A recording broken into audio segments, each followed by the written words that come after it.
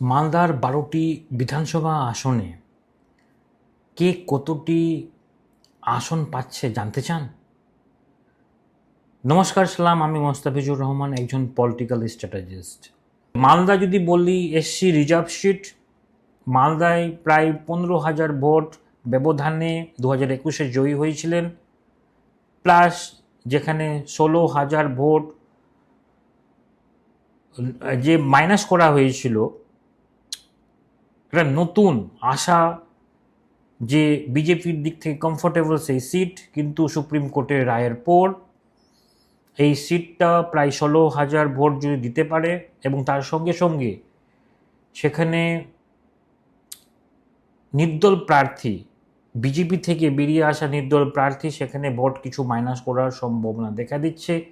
এই ক্ষেত্রে টিএমসি বনাম বিজেপির ভীষণ ফাইট এবং হাড্ডাহাড্ডি লড়াই দেখা দিচ্ছে মালদাতেও।